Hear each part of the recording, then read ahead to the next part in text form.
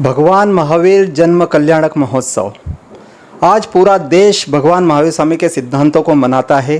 PN voice के माध्यम से हम भगवान महावीर स्वामी के सिद्धांतों को और भगवान महावीर स्वामी की प्रासंगिकता को वर्तमान दौर में किस प्रकार से जिया जाता है उसके बारे में हम चर्चा करेंगे।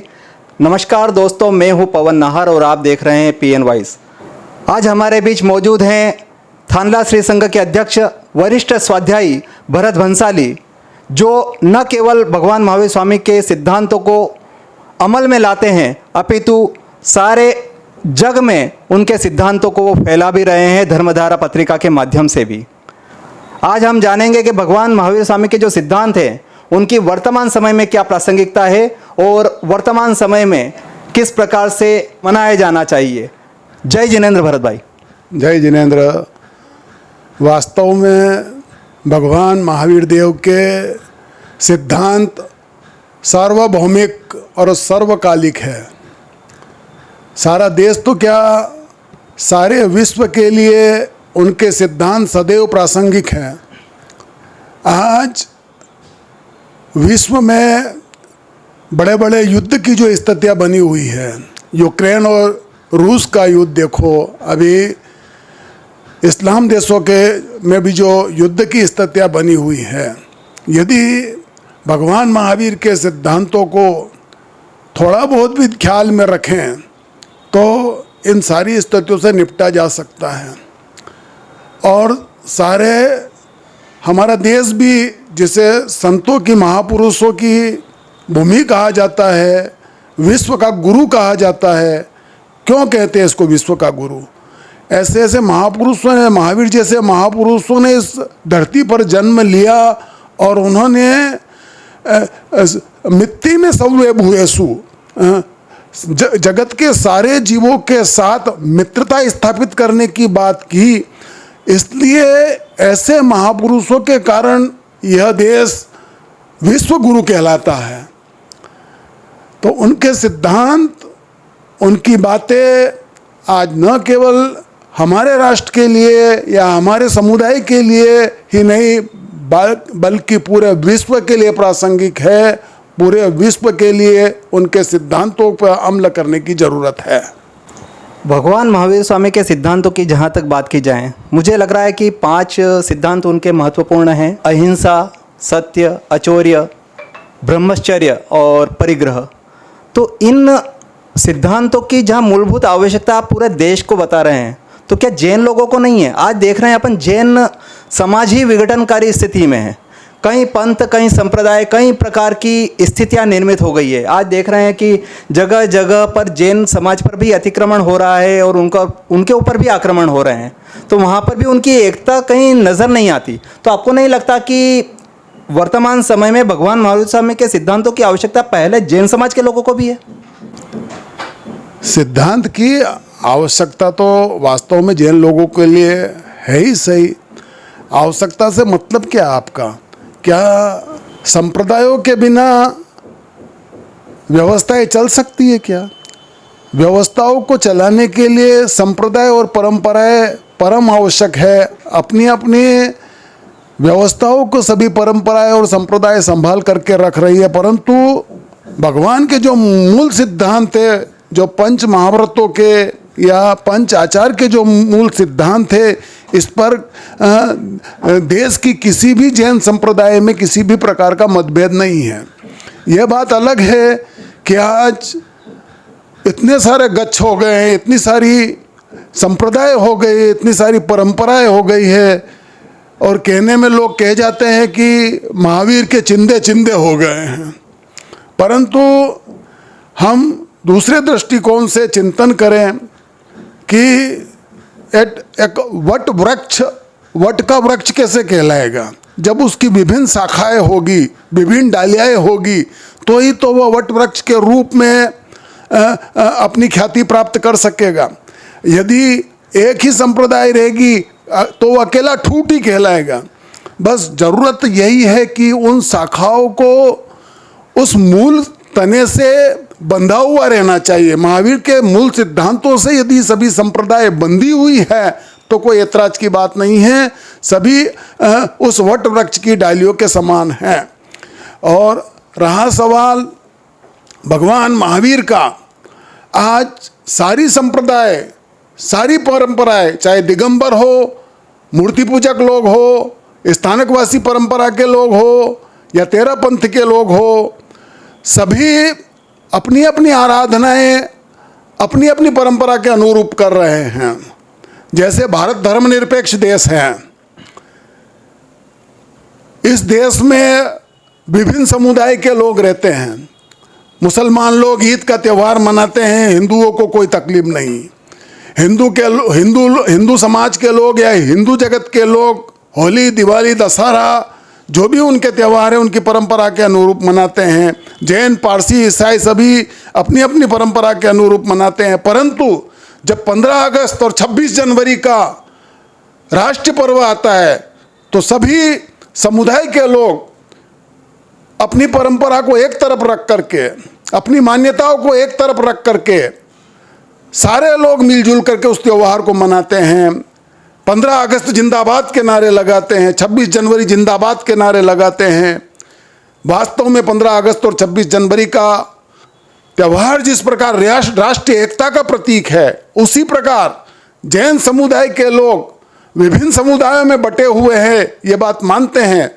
और वे समय समय पर अपनी श्रद्धा के अनुरूप दिगंबर लोग पंच कल्याणक मनाते हैं, मूर्ति पूजक समुदाय के लोग पैदल संघ यात्राएं निकालते हैं, उपधान तप का आयोजन करते हैं।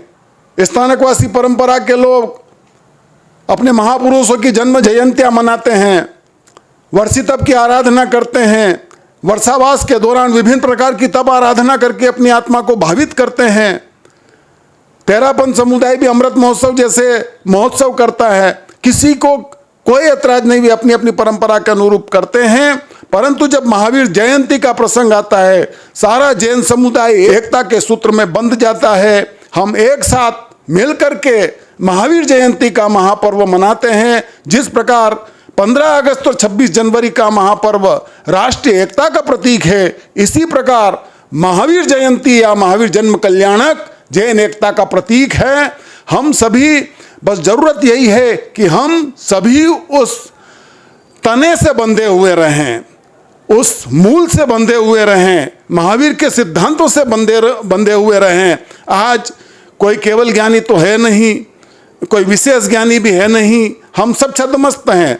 हम जिसने जिस परिवार में जन्म लिया है, जिस समुदाय में जन्म लिया है, वह अपनी परंपरा के अनुरूप आराधना करता है। परंतु अहिंसा के सिद्धांतों में, ब्रह्मचर्य के सिद्धांत पर, अपरिग्रह के सिद्धांत पर कहीं किसी भी परंपरा ने समझौता नहीं किया है। हम सभी उस मूल सिद्धांतों से बंधे हुए हैं। और महावीर जयंती का ये पावन प्रसंग हम सभी जैनियों के लिए यही प्रेरणा देकर के जाता है कि हम अपनी परंपरा के अनुरूप अपनी आराधना करें, हम अपनी परंपरा के प्रति ईमानदार रहें और साथ में दूसरी परंपरा के ऊपर किसी प्रकार का लांछन नहीं लगाए, किसी प्रकार की छेड़छाड़ नहीं करें। जिन्होंने जिस परंपरा में जन्म लिया है, जिनके परिवार में जो श्रद्धा है, उस श्रद्धा के अनुरूप वे अपनी धर्म आराधनाएं कर रहे हैं और उसके बावजूद भी वे महावीर के सिद्धांतों से बंधे हुए हैं। महावीर की अहिंसा, सत्य, अपरिग्रह, ब्रह्मचर्य आदि सिद्धांतों से वे बंधे हुए हैं। सभी जैन इन सिद्धांतों के प्रति एकमत हैं, इनमें कोई मतभेद नहीं है। और महावीर जयंती का ये पावन प्रसंग हम सब जैनियों के लिए एकता का संदेश लेकर के आता है। धार्मिक एकता बनाम राष्ट्रीय एकता, आपने सुंदर व्याख्या की कि धार्मिक एकता का जो प्रतीक है महावीर जन्म कल्याणक है, जहाँ पर सारी संप्रदाय एक हो जाती है। लेकिन वर्तमान समय में हम देखते हैं कि जो युवा पीढ़ी है वो कहीं ना कहीं भटकती हुई नज़र आती है, क्योंकि वो कभी उनके पास कोई संत आते हैं, कभी दूसरे संप्रदाय के संत आते हैं, कभी वो किस प्रकार की गवेषणा करते हैं, कभी किस प्रकार की गवेषणा करते हैं। तो भगवान महावीर स्वामी के मूल सिद्धांतों से वो पतित नहीं हो रहे हैं। युवा पीढ़ी जो है, युवा पीढ़ी किस प्रकार से मानेगी? युवा पीढ़ी के पतन का मुख्य कारण उनकी स्वच्छंदता है। आज मोबाइल, फैशन अत्यधिक आकांक्षाएं ये युवा पीढ़ी को भटका रही है। यदि जैन समुदाय का कोई भी संत यदि युवा पीढ़ी को अपनी ओर आकर्षित करके उन्हें कोई संदेश देता है तो भटकने का संदेश नहीं देता है। कोई भी संत हो, चाहे दिगंबर हो, मूर्ति पूजक हो, स्थानकवासी परंपरा का हो, कभी भी जैन पीढ़ी को भटकने का संदेश नहीं देता है। और आज हम चिंतन करें कि हमारा जैन समुदाय इतना उत्थान कर रहा है, आज हमारे रहन सहन में प्रोग्रेस हुआ है, हमारे खान पान में आज जैन डिश के नाम से पूरे विश्व में जैन समाज जाना जाता है। कहीं भी जाओ तो जैन खाना मिलेगा कि नहीं मिलेगा। तो ये सब चीज़ें कहाँ से आई, हम संस्कारित कहाँ से हुए? संतों ने ही हमें संस्कारित किया है। संतों के होते हुए भी आज युवा पीढ़ी भटक रही है। तो हम एक चिंतन करें, एक इस बात का विचार करें कि यदि ये संत समुदाय नहीं होता तो हमारी क्या दुर्दशा होती। तो संतों ने जो युवा पीढ़ियों को नहीं भटकाया है, युवा पीढ़ी भटक रही है, उसका मुख्य कारण है कि हम संत समागम नहीं करते हैं। यदि हम संत समागम करते रहेंगे समय समय पर तो कभी भी जीवन में भटकाव नहीं आएगा, ये बात डेफिनेट है। भगवान महावीर स्वामी का जन्म कल्याणक जब आता है तब जगह जगह देखा जाता है कि पुण्य के कार्य ज़्यादा होते हैं। अपन अस्पतालों में या कई ऐसी जगह जो होती है निराश्रित जगह पर, वहाँ पर भोजन या इनकी व्यवस्थाएं कर दी जाती है और भगवान महावीर स्वामी के संदेश को घर घर पहुँचाने के लिए रैलियाँ वगैरह निकाली जाती है। तो क्या भगवान महावीर स्वामी के जन्म कल्याण को मनाने का जो तरीका है यही सही है या इसमें भी कुछ बदलाव आना चाहिए? सभी प्रकार के लोग सभी संघों में, सभी संप्रदाय में रहते हैं। जो आत्मार्थी लोग हैं वे आत्मा आराधना में रुचि रखते हैं। सभी लोग तो आत्मार्थी है नहीं। कुछ लोग उत्सव प्रेमी हैं, वे उत्सव की राह देखते हैं, उत्सव के बहाने वे धर्म से जुड़ते हैं। तो इसमें क्या बुराई है? जो आत्मा आराधना करते हैं, भगवान महावीर के जन्म कल्याणक पर जो उपवास का व्रत करते हैं, आयम्बिल करते हैं। आज हमारे थानला नगर में देखो 75 लोग वर्षितप की आराधना कर रहे हैं, नवपद होली की आराधना कर रही है। आज कई लोगों के आज आयम्बिल और निवी के तप भी हैं। तो जिन्हें तपश्चर्या तप आराधना के द्वारा भगवान महावीर का जन्म कल्याणक मनाना है तो बहुत अच्छी बात है, परंतु सभी की स्थितियाँ एक जैसी है नहीं।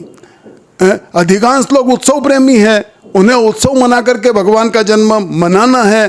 तो उत्सव मनाने के बहाने भी वे यदि धर्म स्थानक की पेड़ी चढ़ेंगे, साधु संतों का समागम प्राप्त करेंगे तो कुछ दो शब्द उनके कान में पड़ेंगे, कुछ न कुछ सत्प्रेरणाएं उनको मिलेगी। और कहते हैं कि एक वचन भी सदगुरु का यदि किसी को लग गया तो उसके जीवन की राह बदल सकती है, उसके जीवन का जो है कि मोड़ आ सकता है। बहुत बहुत धन्यवाद। आपने देखा कि भरत भाई भंसाली ने किस प्रकार से राष्ट्रीय एकता बनाम धार्मिक एकता के विषय में अपनी बात रखी।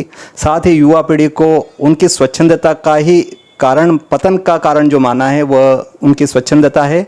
और साधु संतों के सानिध्य को उन्होंने एक तरह से संजीवनी माना है जैन समाज के लिए। और इस प्रकार की ही गतिविधियों को भी उन्होंने आगे भी अपनी बात बताई कि भाई किस प्रकार से पूरा जैन समाज उत्सव प्रेमी है, धार्मिक आराधना भी करता है, ज्ञान आराधना भी करता है, दर्शन आराधना भी करता है, चारित्र आराधना भी करता है और तप आराधना के साथ ही भगवान महावीर स्वामी का जन्म कल्याणक मनाता है। जिसकी जैसी स्थिति वो अपनी स्थिति के अनुसार ही भगवान महावीर स्वामी का जन्म कल्याणक मनाता है। भगवान महावीर स्वामी के जन्म कल्याणक पर आप सबको PN वॉइस की तरफ से हार्दिक शुभकामनाएं, बधाई। धन्यवाद। जय जिनेंद्र।